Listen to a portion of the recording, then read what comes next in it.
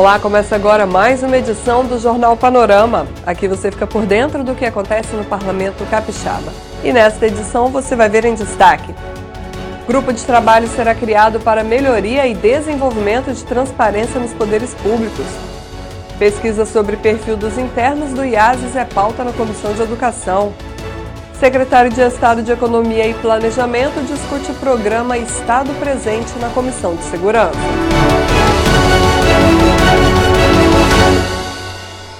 No primeiro dia da semana de trabalho em plenário, os deputados acataram veto ao projeto de lei sobre a transparência de dados nos sites oficiais dos poderes.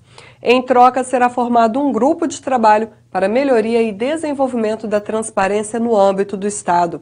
A repórter Patrícia Bravin traz os detalhes. Patrícia?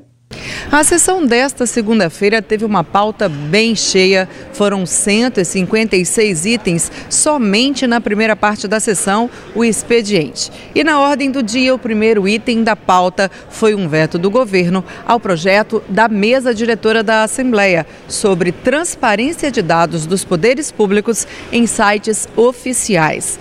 Antes da votação, o governador Renato Casagrande encaminhou um ofício ao presidente da Assembleia propondo que a justificativa do veto de inconstitucionalidade por vício de iniciativa fosse acatada pelos deputados. Em contrapartida, o governador propôs a criação de um grupo de trabalho para discussão em conjunto do tema e também a construção de um novo projeto. Devem fazer parte deste grupo de discussão, esse grupo de trabalho, o governador, o presidente da Assembleia, os presidentes dos tribunais de Contas e de Justiça, o Procurador-Geral de Justiça e o Defensor Público-Geral do Espírito Santo. Com a proposta, os deputados então mantiveram o veto, porém outros 5 vetos da pauta foram derrubados. Entre eles, o veto ao projeto do deputado Dr. Hércules, que cria uma política de logística reversa para medicamentos e material hospitalar. A logística reversa de medicamentos vencidos ou fracionados é uma luta muito grande. Há muitos anos que a gente vem fazendo essa luta, porque nós tivemos uma experiência muito ruim. Um menino de 2 anos de idade, lá no município de Serra, achou um comprimido na rua, tomou o comprimido e morreu. Então é preciso que os fabricantes, não as farmácias, mas que os fabricantes e os grandes distribuidores, eles têm um dispositivo que encaminhe para as farmácias para fazer a coleta desse medicamento vencido ou fracionário. Eu não quero impor isso à farmácia, mas quem vende o remédio, ou melhor, quem fabrica e que tem um maior lucro, que são um laboratório, e o grande distribuidor, tem que fazer com que essa farmácia tenha esse mecanismo para recolher esse medicamento. Então, nossa luta de muitos anos, e hoje, o veto do governo, nós conseguimos derrubar o veto do governo. Então agora vai valer como lei, a não ser que o governo tenha outros caminhos para esse projeto. E durante a fase dos discursos, o destaque foi para os impactos das fortes chuvas de sábado na Grande Vitória. Sempre o discurso assim, ninguém imaginava que fosse chover 3 vezes o volume esperado, ou então quando chega a estiagem também, né? Porque aí eu não estou falando só da Grande Vitória, mas assim, ninguém podia imaginar que ia chegar essa seca e tal, né? Governadores e não sei mais o que dizem isso. Ora, quem tem um pouco de conhecimento sobre climas e fenômenos naturais sabe que o clima tropical, de tempos em tempos, ele tem isso mesmo, de chover, ora, em um lugar muito acima do limite, ou às vezes um período mais prolongado de estiagem. Isso sempre ocorreu. E agora, com as mudanças climáticas que vêm ocorrendo, isso se tornará cada vez mais frequente. Aliás, está se tornando cada vez mais frequente. Então, assim, quantas vezes nós temos notícia de enchente no Espírito Santo? Já perdemos a contagem. Então, é óbvio que sempre se sabe que vai acontecer. Se não for amanhã, depois da manhã, mês que vem, ano que vem, vai acontecer. Então é preciso precaução e conhecimento, né? É claro que, por exemplo, se chove 3, 4 vezes o volume de chuva esperado para um determinado período, algum tipo de transtorno vai causar, mesmo com toda a prevenção. Mas se políticas preventivas realmente fossem colocadas em prática, grande parte desses problemas poderiam ser amenizados ou até mesmo evitados. O problema é que não são feitos. Então, como é que se dá o escoamento das águas superficiais nas cidades, a manutenção dos bueiros, como é feito, uma campanha de tempos em tempos com a população prevenção para não jogar lixo nos riachos, nos rios, na rua, que acaba entupindo o bueiro. Tudo isso são práticas possíveis de serem feitas. Então, assim, se você tem uma boa assessoria com conhecimento sobre o ciclo hidrológico, escoamento superficial das águas, ocupação irregular do solo, é óbvio que é possível políticas de prevenção. O que não dá é para que a cada chuva, a cada enchente, é sempre a mesma coisa. Ninguém podia imaginar que o volume de chuva fosse tão alto e a maré ainda encheu e não sei mais o quê. Isso não é desculpa. A reunião do Colegiado de Educação focou em um grupo de estudantes geralmente fora das salas de aula, os assistidos pelos institutos socioeducativos. O estudo feito pelo Instituto Jones dos Santos Neves sobre o perfil dos internos do IASES, Instituto de Atendimento Socioeducativo do Espírito Santo, pautou os trabalhos do Colegiado de Educação. A pesquisa, divulgada em abril, durou cerca de 3 anos e foi baseada em entrevistas com internos em todas as unidades do IASES. De acordo com os dados levantados, 73% dos internos já estavam fora das salas de aula antes de ingressarem na instituição e 43% também não são contemplados com o ensino dentro do Instituto. O deputado Sérgio Majeski, que propôs o debate, avaliou os números apontados pelo estudo. Nos dá fatos, subsídios importantíssimos para a gente encaminhar políticas públicas e cobrar políticas públicas que não estão sendo executadas.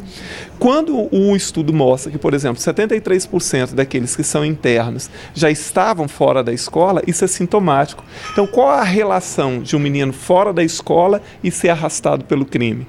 Então, isso é sintomático, né? E é sintomático o fato de que nós não estamos dando conta de garantir a permanência dos alunos na escola também.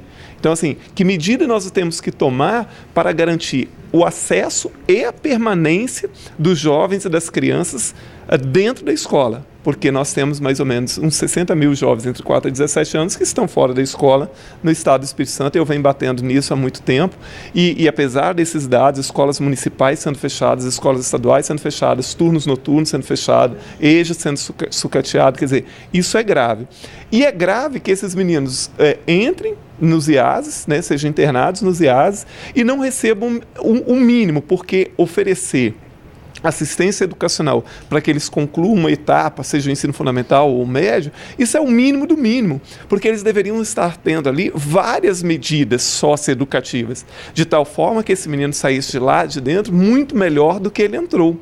E não é isso que acontece. Fora que nós já não temos mesmo nenhum tipo de política para fazer acompanhamento desse jovem depois que ele sai, para que ele não reincida. Por isso, a reincidência desses meninos no mundo do crime é gigantesca. Questionada sobre o porquê da falta de oferta de ensino a todos os jovens do IASES, a gerente de Educação, Juventude e Diversidade da SEDU, Secretaria de Estado da Educação, explicou que as aulas são ofertadas de acordo com a demanda do Instituto. Dentro das unidades, seja de internação ou seja nas unidades provisórias, a SEDU é demandada para escolarização. E quando é demandada, a gente atende a esse pedido que é feito. Nos diz que tem um quantitativo X de alunos em determinada série, com determinado espaço. A partir do momento que isso é sinalizado para a gente propõe, nós fazemos a abertura dessa turma nesse nível para que esse menino então possa ser escolarizado. Os deputados lamentaram a ausência de representantes do IASES ao debate. O ponto central hoje seria a presença da Secretaria de Direitos Humanos e do IASES, para poder explicar, porque eles são os principais responsáveis por esses meninos, E o colegiado deliberou, então, pela convocação desses representantes? Pela convocação. Nós convidamos, como eles não compareceram e não justificaram também, nós, então, convocamos. O debate vai continuar? Vai continuar, nós vamos esclarecer isso, até porque é fundamental que se esclareça para nortear as políticas direcionadas a esses jovens. O secretário de Estado de Economia e Planejamento participou da reunião da Comissão de Segurança. Na pauta, a queda no número de homicídios no Estado.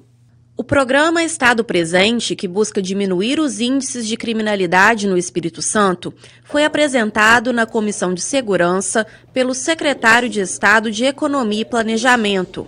Álvaro Duboc disse que o número de assassinatos diminuiu 14% nos meses de fevereiro a abril de 2019, em relação ao mesmo período do ano anterior. O programa Estado Presente foi criado na primeira gestão do governador Renato Casagrande, de 2011 a 2014, e foi retomado pelo governo em fevereiro de 2019. O programa Estado Presente, ele tem a metodologia de identificar aqueles locais onde a dinâmica criminal ela ocorre com maior intensidade, para que a gente possa, para que as polícias possam melhorar o planejamento de atuação e ao mesmo tempo a gente poder identificar as deficiências da participação do poder público nessas comunidades que estão em situação de maior vulnerabilidade para que a gente possa reduzir isso e no médio e longo prazo conseguir de forma definitiva tirar o Espírito Santo dessa posição de um estado ainda bastante violento, sobretudo a violência contra a mulher. O programa Estado Presente está baseado em ações de prevenção à violência a partir da ampliação do acesso aos serviços básicos e promoção da cidadania em regiões caracterizadas por altos índices de vulnerabilidade social.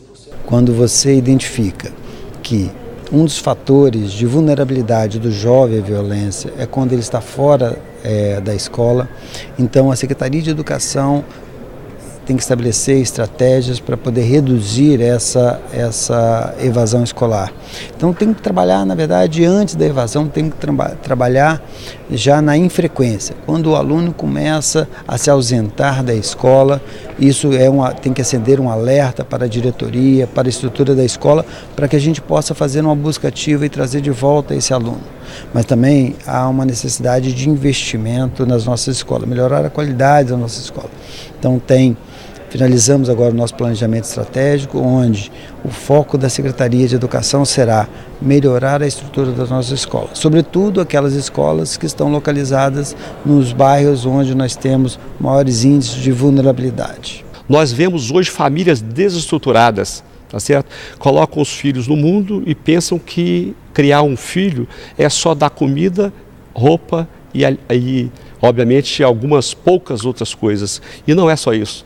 Criar é educar, criar é dar limite. Os nossos filhos precisam de limites, mas as pessoas lamentavelmente querem passar a responsabilidade da educação dos nossos filhos, da criação dos filhos para a polícia, para os professores, e aí depois fica realmente muito difícil. Esse programa é muito importante porque, obviamente, se a gente tiver esse programa de prevenção, vamos evitar muitos trabalhos futuros da Polícia Militar e da Polícia Civil na repressão.